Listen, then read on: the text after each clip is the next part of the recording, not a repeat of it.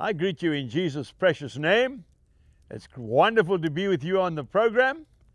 Just as the sun is starting to go down, we've built a fire in the fire pit, and I'm sitting by this lovely warm fire. It's going to be a cold night again tonight. I've got my jacket on. I've got my my cowboy hat on, my Stetson. It's actually an Akubra, this one, from Australia. And a dear son of mine in the Lord has bought it for me as a gift. I want to speak to you today about charity. Charity begins at home. Now, for some of the younger people, you might say, what does the word charity mean? Well, it means love, actually. And it means love begins at home. Mark chapter 8 and verse 36 says, what does it profit a man if he gains the whole world and he loses his soul? What does it profit a man if he gains the whole world and he loses his family?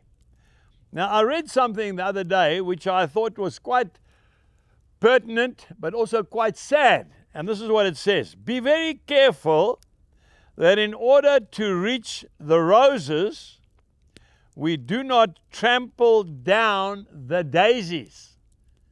Now, that is quite something, isn't it? Be careful in your earnestness to reach unbelievers, you trample down your own family. You see, it's no good going out there and preaching to the lost and to going off to far off countries, and yet back at the ranch, as they say, the wheels are coming off.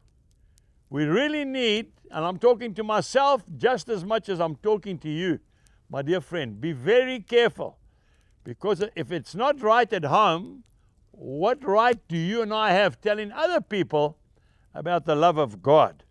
Do not trample down the daisies in order to reach the roses.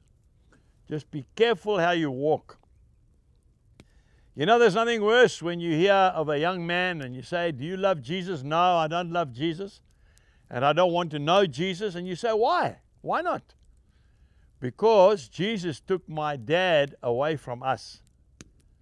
We never saw him. He was always preaching the gospel everywhere else, but never at home. Don't do that, folks, because that is counterproductive, and it is very, very sad indeed.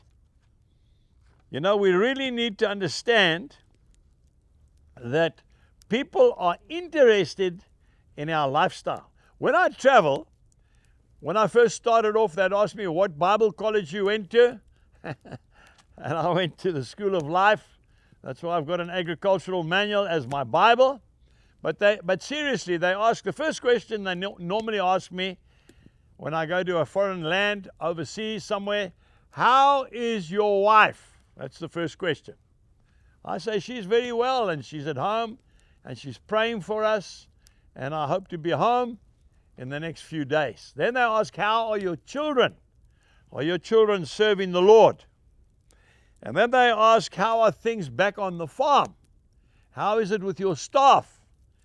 And when I've answered those questions correctly, then they say, please go ahead and speak to us. We need to be brutally honest with ourselves and ask ourselves a question. Why are we really doing this?